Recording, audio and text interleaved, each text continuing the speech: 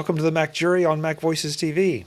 This is the Talk of the Mac community. I'm Chuck Joyner, and I'm happy to welcome a panel of experts to talk about the first weekend with the new iPad, or iPad 3, or iPad HD, or whatever you want to call it, but it's the one that we all just got and have been playing with for the weekend. So first of all, let's introduce the panel so you know them. In fact, you already know them, and you probably love them too. First up, Mr. Chuck Tournous. Chuck, it's great to have you. Hey, Chuck. Thanks for having me. I'm Chuck Tournous. I'm the editor and publisher of randomaccess.com, 2 M's, 2 C's, 2 S's, and I'm also a contributing editor to the Mac Observer and do a couple other things when I can find the time. Great. Also joining us is Mr. Jeff Carlson. Jeff, it's great to have you. You haven't been on the MacJury for a while. I haven't. I'm really happy to be here. I'm Jeff Carlson. I write for Tidbits. I'm one of the long editors there. I also write books for Peach Pit because Apple's trying to make it so that I don't get any sleep. My latest thing is an ebook called Meet the iPad, or Meet the iPad third generation, which I will just, since I have the platform, is currently number 4 on the iBookstore. Behind 3 books that are apparently sort of smutty girl romance fiction. Seriously. Seriously. Okay. So you just need to add a smutty girl fiction chapter to your iPad book and you'll corner the market. I pulled that chapter out thinking, nobody's gonna read that. So for the authors of the 3 smutty girl fiction, Jeff's email address is that would be smuttygirls@carlson.com. Yeah. That's right. No, it's in fact, like, I'd never heard of these books, and then I saw an article in Entertainment Weekly that was, like, this is like the hot new thing, and like it's apparently, hardcore lady romance, and that's all I know. Hardcore lady romance. Okay. This is how we start today's podcast. Yeah, we're going to have another MacJury on this later. Absolutely. Last but absolutely not least, you know him, and I know you love him because you keep asking for more, Mr. Jeff Gamet. Jeff, it's great to have you. Thanks for having me back. And really, I don't get why I keep getting invited back, but thank you nonetheless. And for those of you that don't know me, I'm Jeff Gamet, managing editor from the Mac Observer. So it's actually cool to be on a podcast with one of the awesome writers that we have on the site too. And then somebody who's number, 3 or 4 behind hardcore lady porn, whatever that means. 4. Oh, we all know what that means. Yeah. It means Jeff is about to have a whole new demographic for his books. For the people who only listen, like, with one ear. Yeah, really. Hardcore iPad instruction. There you go. There, that's good. Ooh, that's a new title. Yeah, that's good. That's true. That'd be a great book title. Hardcore iPad instruction. And then he slid his dock connector into the plug. Yeah, no, stop. That's enough. Oh, the editing you're going to do. No, the editing I'm not going to do. I'm just going to go with this. So, welcome to all of our new listeners. And it was great having you. Yeah. Yeah. Well, I think one of the reasons everybody's a little punchy is probably we've lost a lot of sleep this weekend playing with our new iPad 3s. But let's try to pretend to have some organization here. Did anybody go to an Apple store or a retail outlet and buy theirs, or did everyone have theirs delivered? Delivered, but I did spend a lot of time on launch day at one of the Apple stores. Jeff, if you went there, what were there lines? Were there, the usual? Obviously, there's not going to be the same amount because you had another option if you could get the pre-order in. So, but how did the excitement feel, or was there any? There was definitely excitement. The line at the store that I went to wasn't that long. I was at the Flatiron Crossing store in Broomfield, Colorado. And when I got there an hour before the doors opened, there was maybe 50 people in line. And that had ballooned up to right around 100 by the time they actually opened the doors. And the energy was high. People were really excited. The first people had gotten in line at 6 the night before. Wow. And the store was amazingly efficient. They were able to get all 100 people in and out the door with their brand new iPads in fairly short order. And then it was just a steady stream of new iPad buyers coming in the rest of the morning. I think it's an important point to make, though. I've seen some reports in the press about the lines weren't as long and, maybe the demand isn't what it used to be. But you have to remember that there's a lot more places to buy an iPad now than there used to be. You can go to Best Buy, you can go to AT&T, Verizon. I think Walmart was even selling them this time. And, of course, you can get them online, which a lot of people have discovered is a pretty efficient way to have these things, come to you. So, to say that the lines were shorter now than they last year, and that means that the iPad 3 or whatever we're going to call it is not going to be a success, I think is just, kind of a lot of link baiting at this point. I also think it's interesting that that there are big lines at the Apple stores, because I saw, people on Twitter who said, I drove past an Apple store and, there were a few hundred people in line. I went to a Verizon store, got exactly what I wanted, and I was out in 5 minutes. And so I think, despite all the different routes that we can get iPads or whatever the new Apple thing is, there's still something, fun and, community centered about, like, go to the Apple store, because that's going to be where, like, all of the, like-minded people are, and the people who, are going to kind of make it more fun. Like, I would never stand in line at a Verizon store or something, but I think I've certainly spent time in Apple lines, and there's something to it that's actually like, oh, okay, this is sort of like a big movie opening where everybody actually goes to do it, if that even happens anymore. One of the things I'd like to do to gauge the success of the new Apple products now is to talk to the FedEx guys who bring them to your door. Oh yeah, yes. The last few times now, I've asked the people, so you're delivering a lot of these, and he'll point to the truck and say that thing is full of iPads. We had 300 or 600 on just our route, and I've been doing this all day, and it's amazing how many people manage to stay home from work on a Friday in order to be here to get them. Yeah, I had our FedEx guy say that, and I don't know if this is true, in the Harrisburg substation they had 175,000 go through. And wow, that just staggers you. The other gauge, Chuck, though, that I've seen, and I think is always interesting, is the 11 o'clock news the night before, to see how many times, or for that matter, the 6 a.m. news the morning of, to see how much coverage they're giving to the Apple Store or lines wherever. And around here, it wasn't a huge amount, but it was still coverage. They were still saying, here are these people in line for the iPad 3. There's still that passion about it. But you're right. Well, with the UPS stuff, I mean, it makes it so much easier. You probably lose the experience, but you still have a lot of fun. Jeff? Okay, Chuck, for comparison purposes with the news coverage, they might not have as much news coverage of the new iPad or the new iPhone launch as they used to. But think about how much news coverage the new Nexus Android whatever thing gets. There's a new one? Yeah, and where's our news coverage? Yeah. Yeah, good point.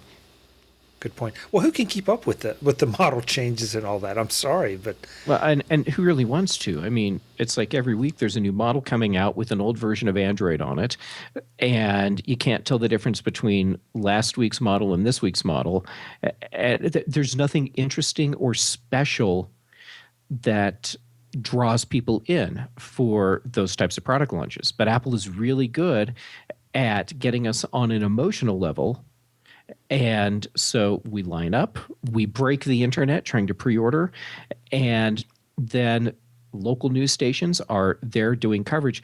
And now me being at an iPad launch makes sense because Mac Observer is an Apple product news related site. But your local TV station showing up, that's still something. Yeah.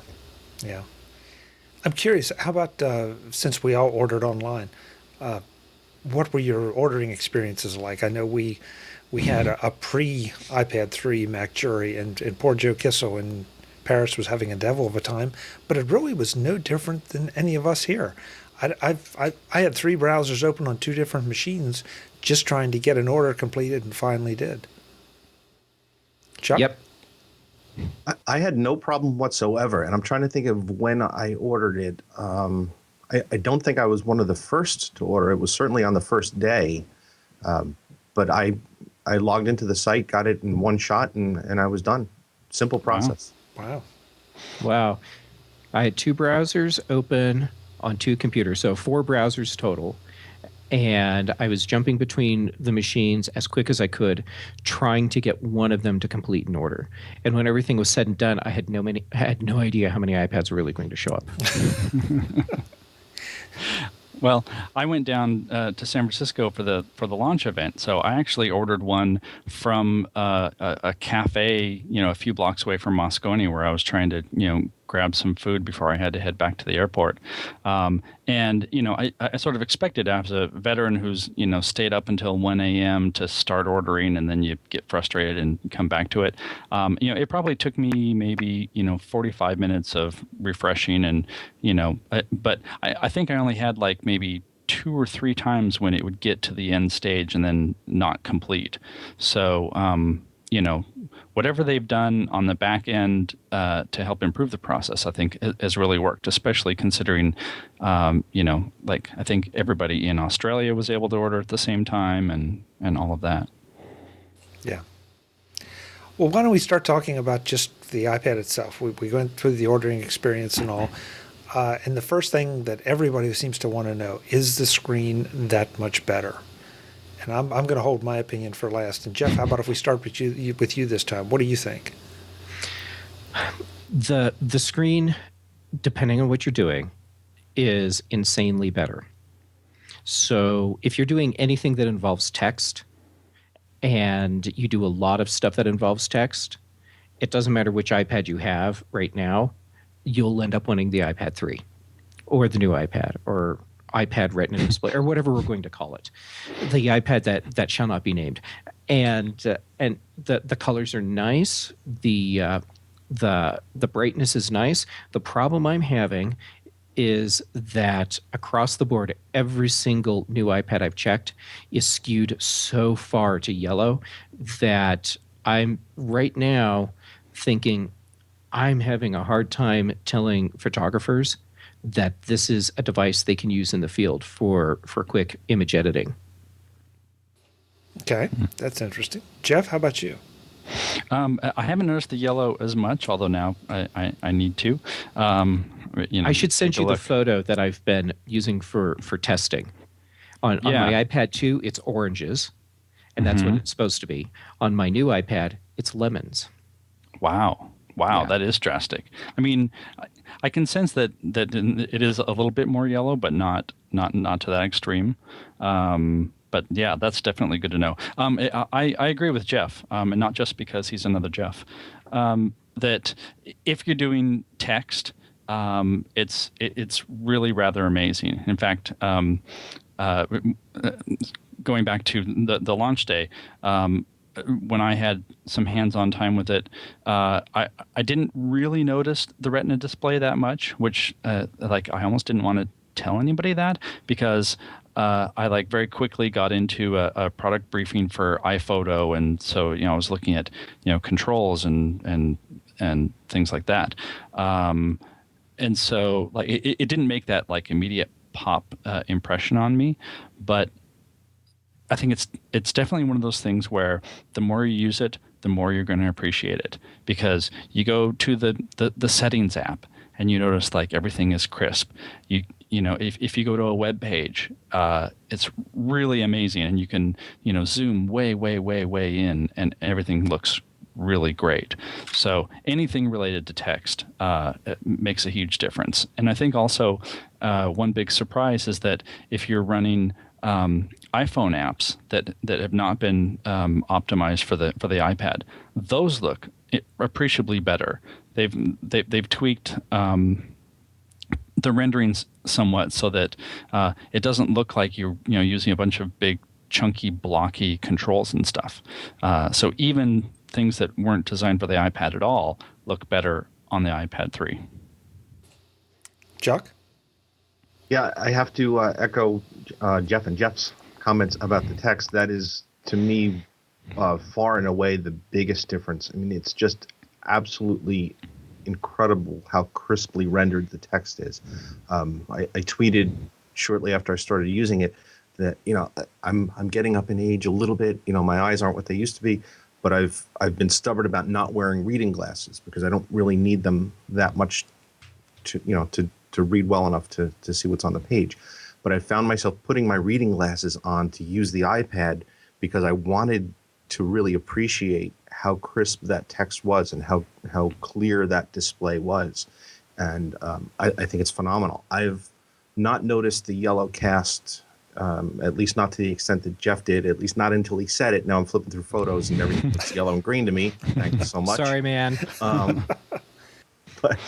But I have really enjoyed how clear and crisp and well saturated the photos are. And I've, you can zoom in farther than I ever used to on the old iPad and still capture a whole lot of detail. And I think that's beautiful. I think these photographs, for the first time, an electronic display looks better than a printed photo to me. And, there's obviously a lot going on. There's the light. It's an illuminated device, so the photos are brighter. But because of the resolution, I really think it actually looks better than a photograph. And I'm enjoying that a whole lot. I've purposely not done a side-by-side comparison with my old iPad yet, because I know once I do that, I'll start to notice things that I'm not happy with. And I really want to sort of evaluate the new iPad on its own merits first. But the next step that I'll take is to go and look at the difference in the text that's rendered on the old iPad. And I'm sure, as I've heard everybody say so far, that I'm really going to notice it more now on the old iPad. Yeah, I did do the side-by-side comparison this morning, Chuck. I gave it a day to not, and my overall impressions were, and I didn't sit down and do a lot of testing or anything. In fact, that's probably the biggest test I did. And it just, everything looked better. Everything looked crisper. I played with iBooks a little bit, and I noticed I could crank down the size of the text a lot easier and still read it. There were web pages that seemed to be a lot more readable. Just everything felt crisper. It wasn't quite an oh my god experience. It was just, hey, that's better. That's easier and that's nicer. Yeah. When I did this side by side, I did notice a little bit of a different color cast. And if folks, if it sounds like we're slamming on this, at least I'm not. I don't know if Jeff intends it. If I were a photographer that was really dependent on color, maybe. As a casual user, my experience was sort of like when you go to the big box store to look at flat screen TVs. Side by side, you might see a little cast here of one, a little cast here on another. Once you get it in its own little world, and you aren't looking critically, but you're looking casually or as a user, it's gorgeous. It really is. And what Chuck said too, I thought it seemed just a little like the colors were a little more saturated, which is obviously very pleasing. Yeah, I think that's one of the things that they pointed out within the display, that there's a richer saturation in the colors. I want to throw out a little test for the viewers that they can use on their own new iPads. If I found it incredible that, when you take apps and put them together, you can put them in sort of the folder there, and you have these miniaturized app icons.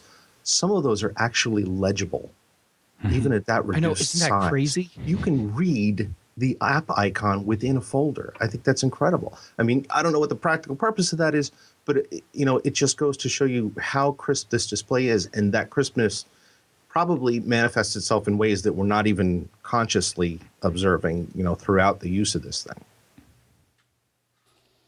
So does this really make? I mean, is the display kind of the killer feature of this iPad? For some people, it will be. Well, for a lot of people, it will be. But for other people, it's going to be LTE. If they're in an area where they can actually do wireless data over LTE, because it is crazy fast if you can get it. Do you have it? No.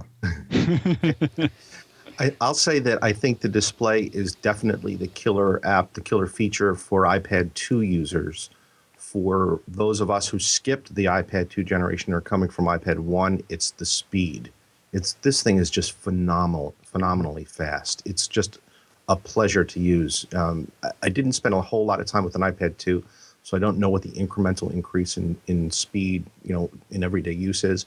But coming from a 1 to this iPad now, things are more fluid. They happen much more fast than they used to. You can switch things without thinking about it. It just becomes a very sort of holistic experience to move from one app to the other and watch things happen. That's right, Chuck. I forgot. As you said in your email to me, you're a member of the every other iPad club. So you did come from the one, and that's an interesting perspective because there's still an awful lot of one users out there. Do you feel like it really is worth the investment? Do you think it's time to go to the next model up? From the 1, yeah, absolutely. I can't speak, the incremental improvements over the 2. I've seen a lot of people do it, so I'm sure they're there. But that's always been one of the advantages of the every other year iOS club. I do the same thing with phones too. That by the time you do upgrade, the improvements that you're seeing are really dramatic, and they're something that you can really sort of get your teeth into. Whereas I think if I was upgrading from the iPhone 4 to the 4S, okay, there are nice things about it, but it loses that kind of dramatic effect when you're going from the previous generation. And I'm cheap. Yeah. Well, Chuck, I can't remember about you, but I know the two Jeffs, the Jeff brothers, as they will henceforth be known. They're both photographers, and Jeff Gamet was talking about the color situation. But how about you guys? How about the camera?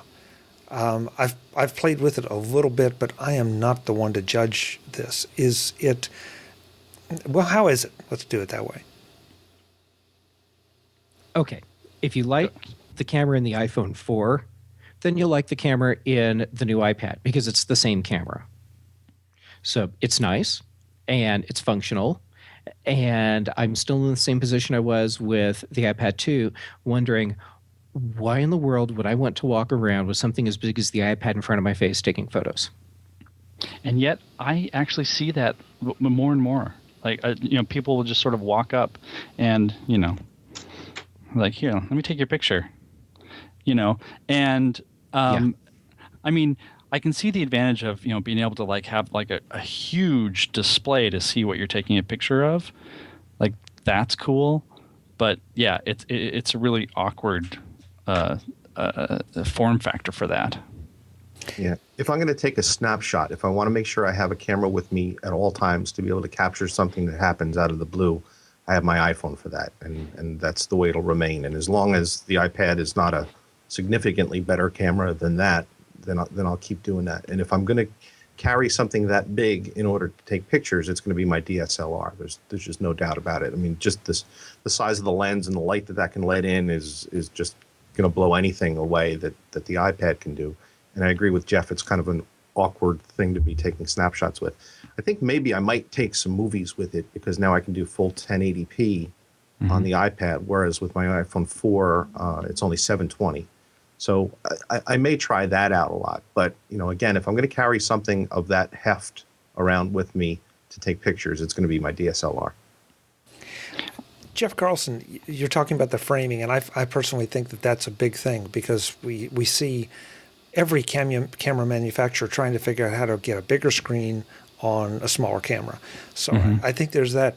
Do you think, though, there's anything to the fact that holding up an iPhone is like holding up a small point and shoot, that there's something a little more comforting about the heft and just the feel in your hand, and especially for video? I would think that the iPad in some ways is going to be sort of like the rigs we're seeing now that are appearing for iPhones that give you more to hold, and it's easier to hold it steadier and maybe get a sense of what you're shooting. I don't know. I mean, I think that I can sort of see using an iPad more for if you have some way to prop it up and you're going to do like sort of a solo video podcast where you're not moving around a whole lot, you're not out and about, but you still want to have something that'll capture really good video and then be able to just edit it right away on the device itself. That seems to make more sense. I haven't actually done much shooting with a camera yet, so I don't really know. I mean, one thing that is I think more intriguing than other things is that it's got it's using some built-in image stabilization for the video, based on I think the graphics processor and the gyroscope and all of that. So that's pretty cool. And I can't remember offhand if the iPhone 4S also does that. Maybe it does a little. So like that's cool. And I mean, I guess I can see somebody who maybe doesn't take very many photos and they're deciding, should I get, a $300 point and shoot that's just going to take pictures, or should I get an iPad that I'm going to have with me most of the time, and if I need to take a picture, I'll probably be able to use that if I don't already have an iPhone. So I don't know. I think Apple needed to put a better camera in, just because that was like the big ding from the iPhone 2 is that the iPhone 2's camera was just really not very good. And I think it's also one of those like rare things where Apple, I think, is sort of doing a little bit of Me Too. Here's a feature. I mean, honestly, I can picture Tim Cook, standing in a lab going, "Fine, we'll give him a better camera. Next." That actually was not a very good impression of Tim, so don't. I thought it was dead on. Oh, thank you. I forgot the drawl. Right. I don't know. I think that the pundits all said, "What's this camera in an iPad thing in the last generation?" And then the people spoke, and you found that there were a lot of people out there using their iPads to shoot photos, and maybe to a lesser extent video. And plus the fact that, look, let's face it, you got to do something in the next generation. So I don't know that excuses putting a technically inferior camera in the last generation, but it certainly makes sense to move it up in this generation to the camera that has already proven itself quite worthy in the iPhone. Well, especially when you're going to come out with iPhoto and an enhanced iMovie app on there, which I think, could drive use of the camera. That's the one thing that I'm really looking forward to using the camera for, is to shooting some videos and then editing them on the iPad using the iMovie app, because I think it looks phenomenal, especially, the updated version. Yeah. I think I think it's also one of those things where, we'll probably see uses that many people didn't really expect. I mean, like, let's say you put 50 of these in a classroom, like a grade school classroom. You could use something like iStop motion. Kids can make their own stop motion movies and like do it all right there, because maybe they don't have another camera or an iPhone and all of that. So it just opens up a lot of possibilities without having to be a real pro photographer level type of camera. Yeah, and it's there. I mean, it's the entire platform. You've got the camera, you've got the editing, everything is right there. So even if the iPhone is theoretically more convenient, and you'll have it with you more often, you're right. You can hand this to a kid, you can hand this to a professional, and they've got everything they really would absolutely have to have right there. Well, I want to bring up something that doesn't seem to get a lot of play, but it might be for me my favorite new feature, and one that hasn't been talked about. I think this iPad has significantly better sound. It definitely has better volume, and I think it has better sound. And I did do a side by side, actually with a concert video of Chickenfoot, and it sounded so much better coming out of the new iPad, and so much louder and with more presence. And again, maybe it was just me, but that was a big jump as far as I was concerned. Now, are you talking about the internal speaker? Yeah. Okay. Yeah. Yeah, I've noticed a difference in audio quality. Now, I haven't played any music through that speaker because that's something I really don't do anyhow. But if I'm playing music, headphone jack goes in. But I did notice that the audio quality from that internal speaker seems different. Yeah, I don't want to mislead anyone. It's not like having a set of external speakers, but compared to the last generation iPhone, it seemed to me to be a step up. Yeah, I'll attest to louder. I'm not sure about quality. It was like Jeff. If I'm going to, I barely listen to any audio on my iPad. I'm realizing that as we're speaking. If I do run an app that has audio, it's generally, as Jeff does, through headphones, or I stream it over to my Apple TV. So the iPad could have no speakers, and it wouldn't be a big drawback for me, I think. Jeff, I find Jeff Carlson. I actually find that I have my iPad muted most of the time, which is a little bit of a surprise, just because. Well, this is going to sound stupid, but I play Words with Friends, and I absolutely hate the sound when it goes. Oh, right. Yeah. And you can't shut that off. So I actually just keep it muted most times. And when my daughter's going to bed, and if I'm sitting in the room with her, I don't want noises to pop up and wake her up or something. So unless I do need to listen to something on headphones, I barely use the audio. I'm kind of surprised. I'm actually sort of wondering, like, why am I using all that space for my iTunes music right now anyway? It's because you have headphones.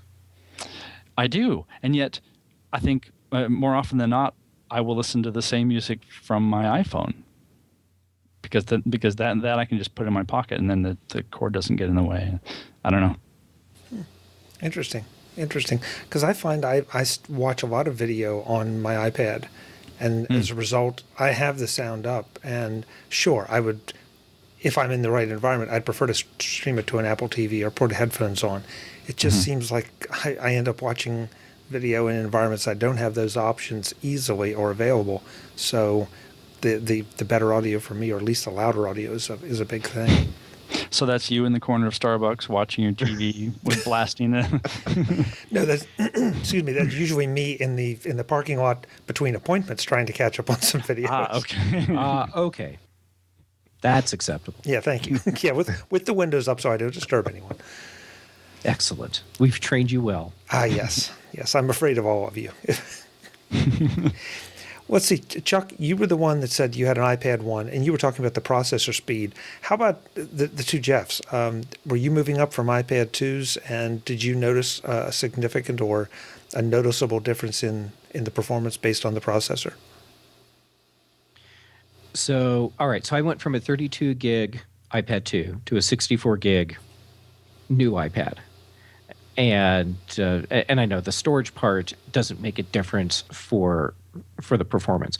What I've noticed is that going from iPad 2 to new iPad, there's certain little things that might have felt just a little sluggish that aren't anymore. And it's subtle little things, like when the keyboard pops up so you can type in an email. Web pages loading faster.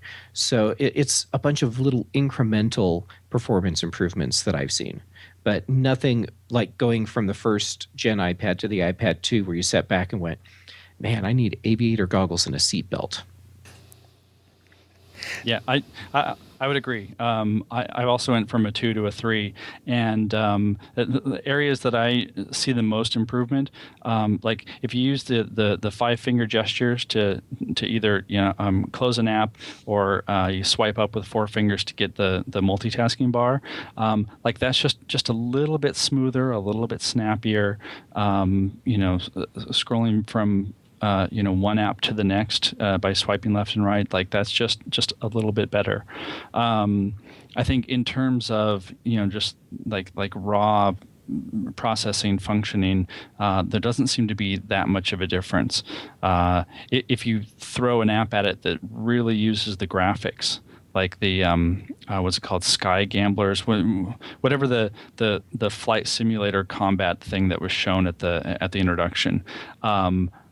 That's beautiful. I mean, I'm terrible at it, and I'm flying around, and of course it uses the gyroscope, so I'm like all over the room, and really not doing very well, because I'm like, wow, look at the ground. Oh, you can see little trucks over there, and in the meantime I'm getting pummeled by missiles and guns or wherever. Like it's details like that normally I'm like, oh, good for you. You increase the detail of the background. Nobody cares. it's actually really good. I was impressed. Chuck, do you think the processor is going to come more into play in the future as opposed to now with what the developers will be able to do with it with that much more power? Well, I mean, you always seem to be bouncing up against the limits of the current processor as the games evolved, and that, frankly, was one of the things that was getting to be the most frustrating about using the original iPad for me, because there were some apps that now I couldn't even use at all. iMovie would not install on the original iPad because it didn't have the processing power. GarageBand would install, but would crash a lot and was very sluggish. And I think there were a couple other apps that I can't even recall at the moment. But yeah, I mean, as we do more with these things, and as people want to push the envelope, the processing power is always going to be in play. It's hard to imagine that things are going to push the limits of the processor that's in here right now, just because of the performance we see from the apps that we have. But it's inevitable. It's going to happen. I think the key thing, even beyond the CPU for this iPad, was the GPU and the quad-core graphics processor unit they put in, because with this big Retina display and all these extra pixels, it takes a lot of power to drive them, a lot of power to make things look fluid on them, and they certainly do. So I think even more important than just the raw CPU was the graphics horsepower that they added to this iPad. Yeah, I always get excited. I get a little frustrated when people say, "Oh, gee, what do you need this processor for?" Because I think it's short-sighted. We probably could have said that a number of different Mac versions ago, and think what we now have the ability to do with photos, with video, with audio, in so many areas. The power that's there and the power that the developers and Apple itself have taken advantage of. Voice dictation. You know that sooner or later we're not going to have to offload that to servers, that we'll have the processing power in our hand. So there's still a lot to do. It's not just a matter of beefing up the specs and trying to sell you a new one. At least I don't think so. Well, I think that actually ties into what I think is one of the biggest features that no one's going to think of, because it's sort of the same as before, and it's the fact that the battery life is the same as the previous two models. I mean, if you remember when the first iPad came out, they said you're going to get a 10-hour battery life, and I think every single one of us said, well, yeah, but in real world use, it might be like 4, because we were used to laptops that would, like if you had like this exact testing environment where everything was optimized, you could get, 4 hours or whatever. And then it turned out that, oh, no, actually it did get 10. And, I haven't tried any, battery tests or anything with this, but it seems to be draining at about the same rate as the last one, which is remarkable given the fact that like it really is doing a lot more just to paint the pixels on that screen than the previous model. So and people are just going to assume, well, of course it gets 10 hours of battery because it's an iPad and that's what it does, which like that is just sort of a marketing engineering coup in itself. Yeah, and I think it's really important to realize now that the way Apple maintained that 10 hours of battery life is by increasing the size of the battery by 70%. So, Yeah. You have this, big butt battery now in your iPad. And what some people aren't realizing is that, you still get your 10 hours of battery life, but when you go to recharge that sucker, it's going to take you 70% longer to recharge it. And I think, it's a little disconcerting to look over at the iPad that's been charging now for 3 or 4 hours and to see that it's only moved up from 74 to 77% or, whatever it is, because that's going to take a while. I was a little surprised, when we went from the iPhone to the first iPad, Apple started shipping a bigger charging block in there. It went from 5 watts to 10 watts. I kind of expected to see maybe a 15-watt charger or something that would charge the battery up a little bit faster and maybe maintain those times. But it appears to me that it's the same 10-watt charger from the previous generation iPads. Right. Chuck, you bring up something I wanted to get to. It's a much bigger battery. It's needed to, like you say, keep the usability with this screen. And yet the weight differential. I know that there is supposedly one, and I say supposedly because even the published stats say they're one. But holding the 2 and the 3 in my hand, it's like, okay, it may be there, or am I making it up because I know it? It certainly is not something where you picked it up, at least I didn't, and said, oh, this is really heavier. So I don't think that's something people need to be concerned about. Well, for me, again, that's one of the benefits of going from the original iPad to the iPad 3. We'll keep calling iPad 3, I guess. Because the original iPad was heavier and thicker than even this newest one, although I guess it's marginally thicker and heavier than the 2. I'm not sure how they got a 70% bigger battery and only managed to increase the weight by 1/10 of a pound or a few ounces or whatever it was. I think the new battery is made of unicorn tears. Magic. Sweet, sweet unicorn tears. Jeff Gamet, how about you? Thoughts on the physical? I mean, do you think that unless somebody goes and really tries to measure it, it's noticeable? I've noticed. Let me see here.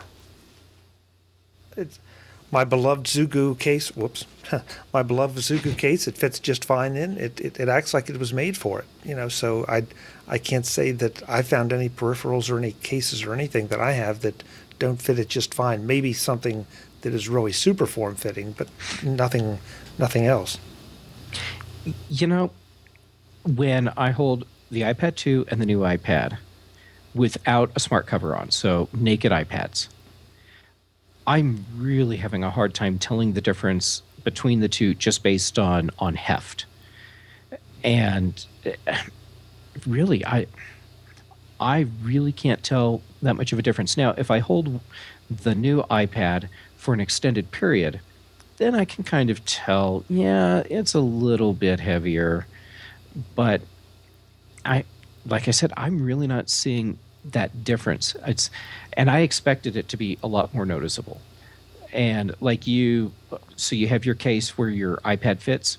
My smart cover works just as it did before, not a problem.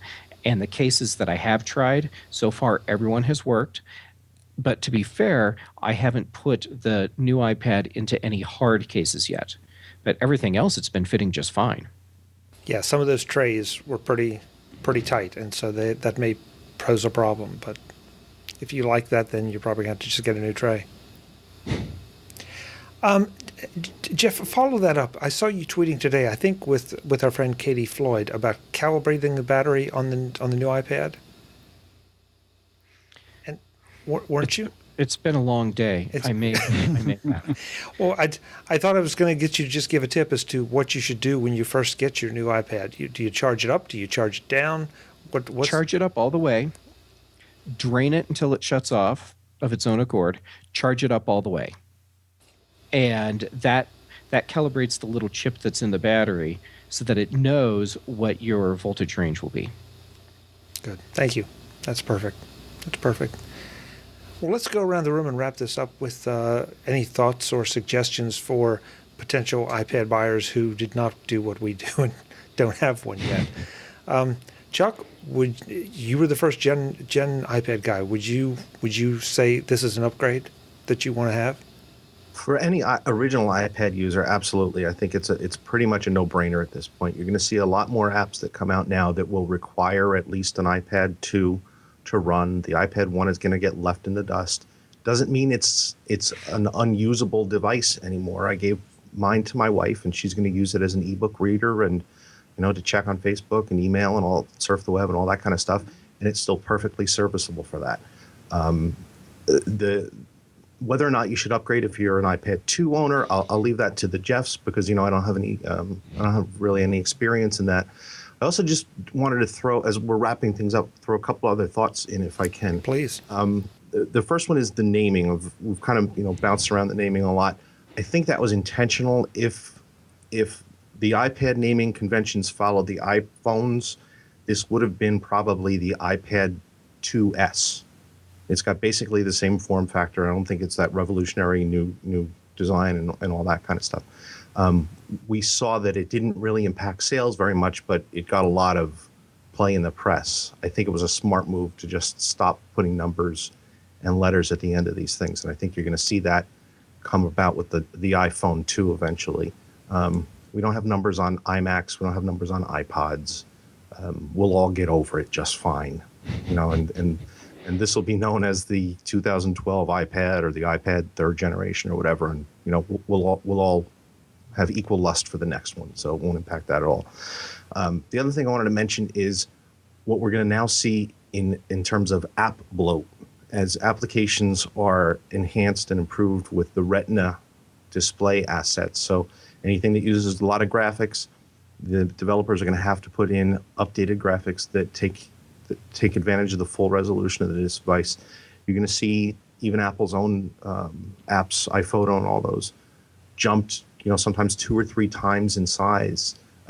It depends on what other features get added in and how much graphical assets there are in the app. But we new iPad owners are going to benefit from that. But all you old iPad owners and iPhone owners for universal devices who chose your 16 gigabyte sizes are going to start running into trouble and running into the necessity to make some tough decisions about how many apps and which apps you're going to keep on your device.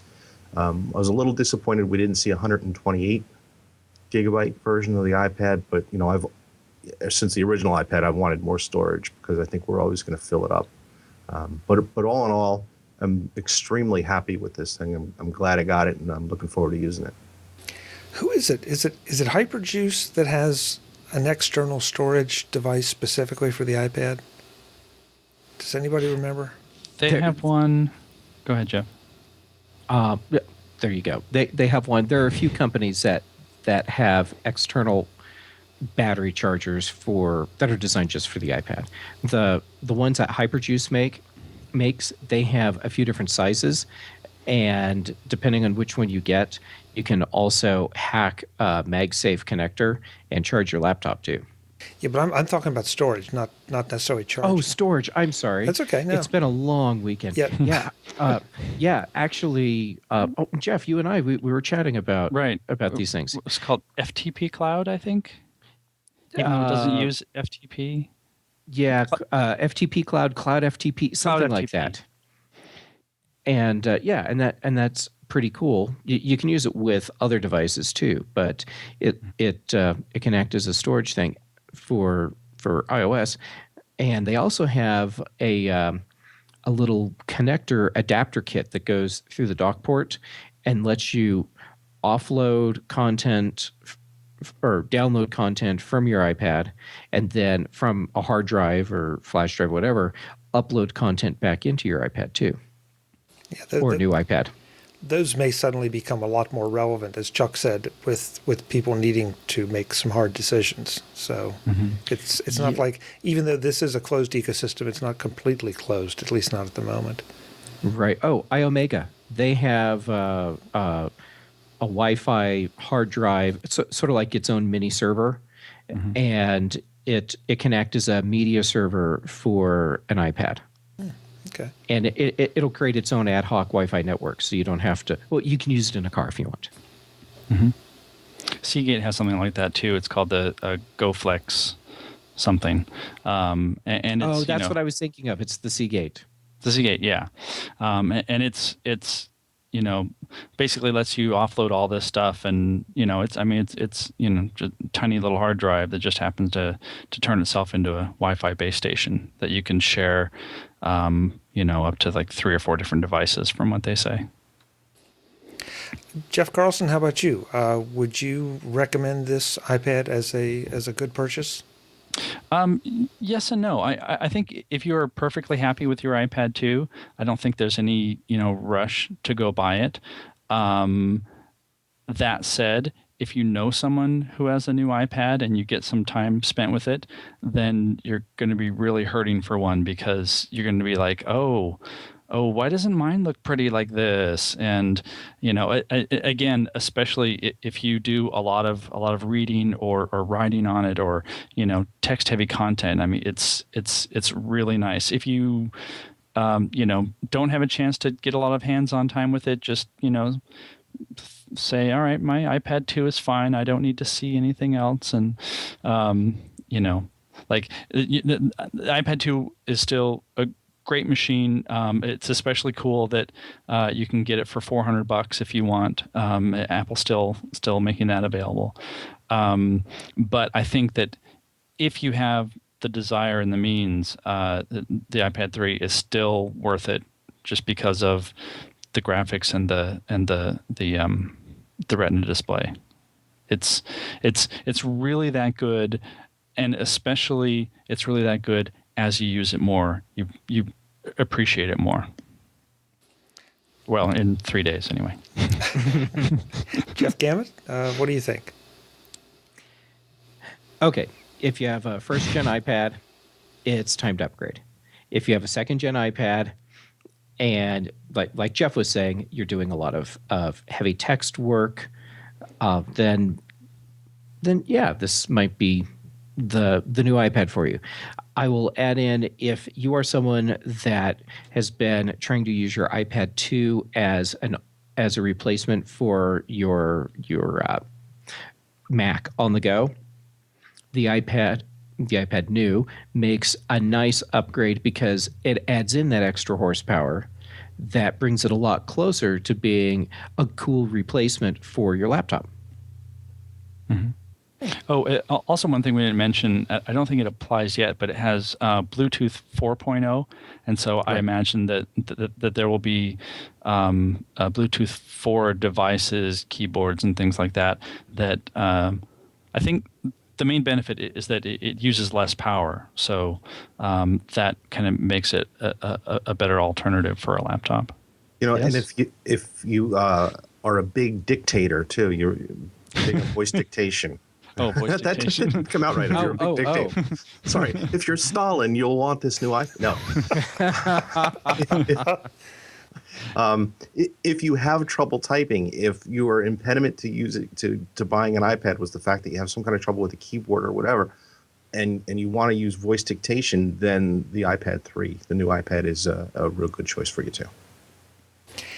I'd say I kind of go along with everybody. I'm not sure this is a must-have. I think it's a very, very nice to have.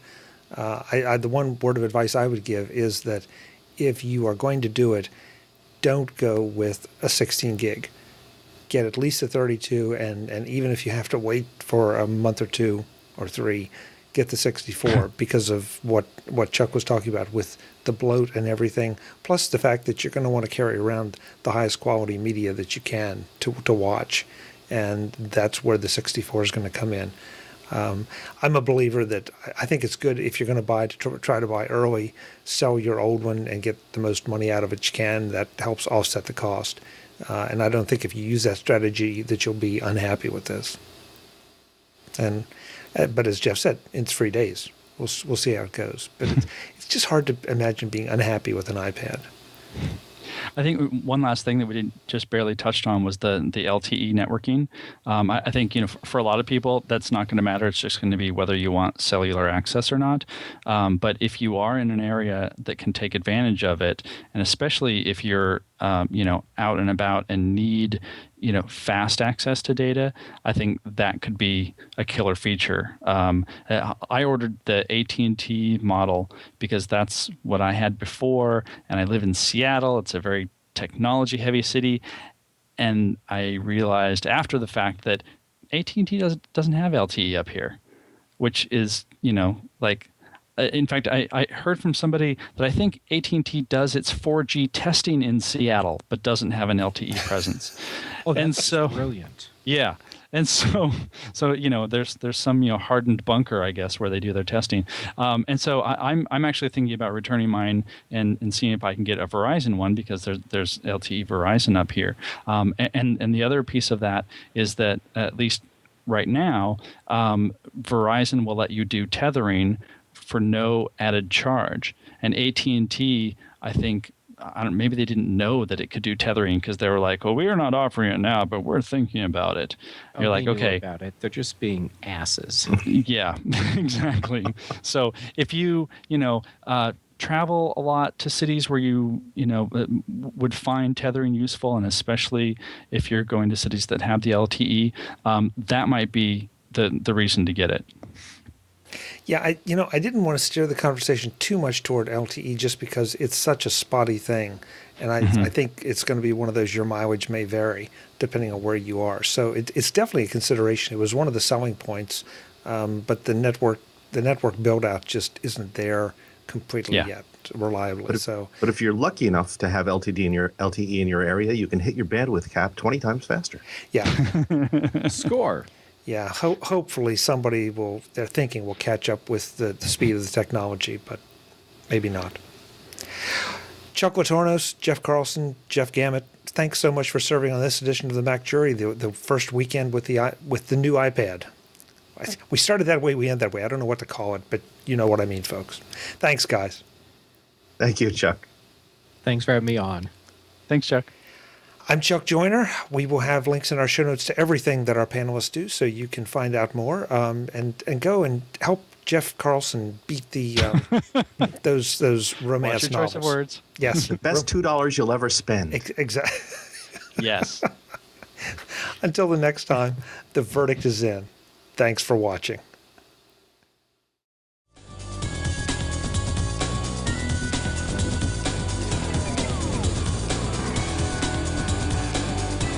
Mac Voices TV is part of the Mac Voices Group and a member of Mac Level 10.